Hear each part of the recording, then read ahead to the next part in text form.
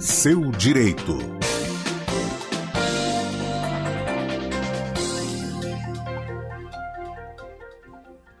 Todas as sextas-feiras temos aqui no Estúdio CBN o quadro Seu Direito com o advogado especialista em direito público e eleitoral, Marcelo Pellegrini. Doutor Marcelo, muito boa tarde, bem-vindo mais uma vez. Boa tarde, Guarizo. Boa tarde a você, a CBN e aos nossos ouvintes. Bom, doutor Marcelo, a gente está vendo que o presidente Luiz Inácio Lula da Silva, ele está internado em São Paulo, né? Isso significa, quando um chefe do executivo, seja um presidente, um governador, um prefeito, se ele tem algum problema de saúde, ele automaticamente passa o cargo para o vice? Como que funciona isso? Ou ele continua, mesmo estando internado, podendo despachar, ocupando o cargo ainda? Como funciona? Vamos lá, Guarizo. Em primeiro lugar, aqui a gente estamos falando aqui em hipótese, né? Longe da gente ficar aqui, como é que se diz, concatenando aqui o desfecho. Mas o fato é que a Constituição faz algumas previsões. O artigo 79 dela diz lá que o vice-presidente ele substitui o presidente em caso de impedimento e o sucede em caso de vaga. Exemplos clássicos, Guarizo, quando o cargo fica vago: renúncia, morte ou segunda fase do impeachment, que é o julgamento pelo Senado Federal. Exemplos clássicos de impedimento: quando há um problema de saúde que impede o exercício completo de cognição do presidente, ou a primeira fase do impeachment, quando ele é afastado por decisão da Câmara dos Deputados. No caso concreto, não me parece ter a hipótese de nenhuma dessas questões o quadro do presidente Lula, então ele, mesmo hospitalizado, continua na gerência do país. Porque, por exemplo, quando um presidente faz uma viagem internacional, isso eu estou falando de presidente porque o que está em voga agora é o presidente Lula, mas a gente pode falar de prefeito, de governador também. Quando faz uma viagem internacional, o vice assume. Isso tem a ver com o local em que a pessoa está? É diferente dessa questão de saúde, por exemplo? Não, Guarizo. Quando ele sai do país, sim, ele chama o vice-presidente para assumir transitoriamente. Mas ele pode chamar o vice-presidente a substituir a qualquer momento, né? O próprio artigo 80, lá, o parágrafo único da Constituição, dá esse poder ao presidente de convocar. Você tem, por exemplo, as hipóteses em períodos eleitorais, que o presidente não está no país, assume o presidente do Senado, e que às vezes não está, chega até o presidente do Supremo Tribunal Federal. A hipótese que você tem vice e não tem vice, entrando um pouco nos municípios aqui, às vezes você tem o presidente da Câmara, que é, na verdade, o vice-prefeito em caso de impedimento do titular, mas o fato é que você não tem um regulamento detalhado e uma exatidão nisso. A boa praxe: municípios, prefeito fora da cidade, mas dentro do país continua, prefeito fora do país por um interregno temporal maior, que o vice assume. No caso, por exemplo, se tiver hoje um evento internacional, o vice-presidente viaja como representante do governo, não exatamente como presidente, né? Claro, como o vice foi em algumas posses no Oriente Médio recentemente, né? Ele foi designado por presidente a cumprir aquela função de chefe de Estado. O presidente estava no Brasil, determinou que o vice fosse ao exterior representá-lo. E é assim, por exemplo, na posse de outros presidentes da América Latina, quando o presidente não pode se ausentar. Então, o presidente não precisa estar fora do país para que o vice exerça alguma função de chefe de Estado, desde que por ele delegado. O que o governo passou para a gente, né? Lula foi internado na madrugada de terça-feira, né? Hoje é sexta-feira. O que foi passado pelo governo é que as atividades que estavam previstas para o presidente, as agendas do presidente, foram adiadas. Isso também não tem nenhum impeditivo? Não, isso não, né? Como nós dissemos, ele não estando incapacitado para o trabalho de presidente, mas só impossibilitado de cumprir uma ou outra agenda, não impede dele continuar exercendo a chefia do executivo, muito menos dá direito ou obriga a chamar o vice para assumi-lo.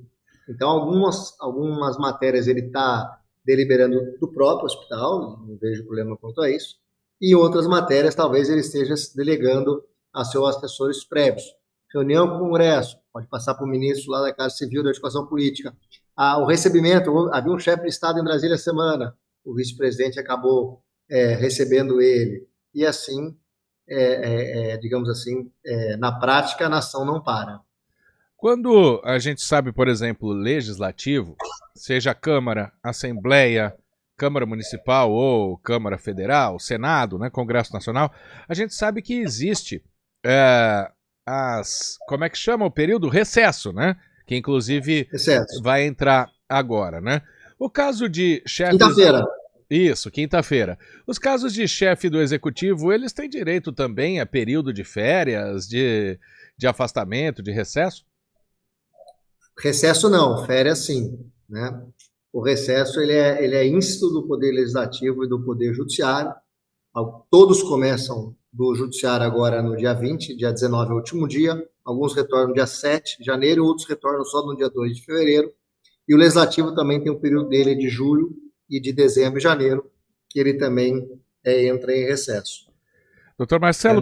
É muito... Pode completar. Não, pode completar, por favor. Deu um delay.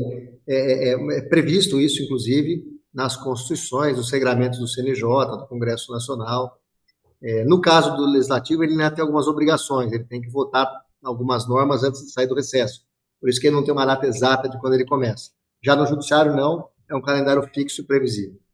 Como especialista, eu sei que você era menino na época, eu também, bem criança, mas a gente acompanhou o caso depois, né, lendo, vendo filmes, documentários, o caso de quando o presidente eleito pelo Congresso, Tancredo Neves, iria assumir, só que ele tem um sério problema de saúde.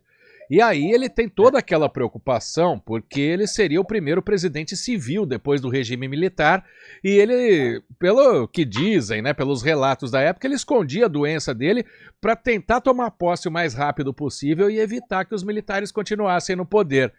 Aí eu queria voltar nesse caso, porque, por exemplo, quem toma posse é José Sarney, o vice-presidente, que depois, com a morte de Tancredo, ele assume.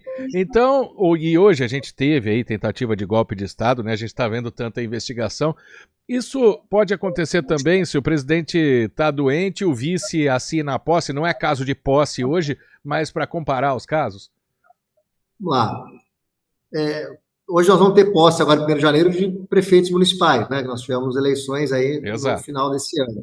Exato. O caso do presidente Tancredo é o que a gente chama de leading case, né? O primeiro caso que o Tribunal Superior se debruça sobre um tema relevante e dá uma solução. O que é importante dizer? Que a eleição é no dia do voto, né? A partir daquele momento é conferido àquele que vence um mandato pelo país, entendeu? Então, existe depois a diplomação, existem apostas, são atos subsequentes, mas ele não perde a característica de eleito se falecido entre a eleição e a diplomação, ou a posse, que foi aí no caso concreto. Razão pela qual, no dia 15 de março, que era o regramento anterior, que as posses eram dadas em 15 de março, e assim o foi, sob a égide da Constituição de 67, com alteração da emenda das diretas de 85, no dia 15 de março. Mas não impediu que o vice tomasse posse em nome do presidente, porque ele ainda estava vivo, embora enfermo. Bom, e também agora para a gente fechar esse papo, tirar essas dúvidas, né? Caso o presidente, repito, ou governador, ou prefeito, ou chefe de executivo, se ele tiver que fazer um tratamento de saúde, ele tem algum período estabelecido de licença ou não? Aí não tem, né? No legislativo você tem, que é o mínimo de licença médica, são 120 dias. O executivo não há esse regramento, vai do tipo de enfermidade, né, do grau de comprometimento e do tempo necessário a eventual tratamento. Não há aí um regramento detalhado sobre isso para o executivo. Bom, e lembrando, né, que a gente está conversando sobre isso aqui, mas nesse momento mesmo do hospital, como explicou o Dr. Marcelo, o presidente Lula continua presidente, ele não precisou passar o cargo para o vice-presidente Geraldo Alckmin, certo, Dr. Marcelo? Certo, e os médicos estão taxativos, né, que ele está consciente, lúcido, fazendo as recuperações normais, né, e podendo despachar normalmente. Então, nada o impede, a não ser de estar presente num compromisso ou outro oficial, que ele pode designar, como dissemos aqui, o vice ou algum assessor mais próximo, um ministro mais próximo, mas não o impede dele governar o país. Dr. Marcelo Pellegrini, advogado especialista em direito público e eleitoral, participando com a gente mais esta sexta-feira aqui do quadro Seu Direito, tirando muitas dúvidas dos nossos ouvintes. Muito obrigado, Dr. Marcelo. Grande abraço. Até sexta-feira que vem. Obrigado, Guariz. Um grande abraço a você, a CBN. Bom final de semana a todos. Agora, 2h22. Estúdio CBN.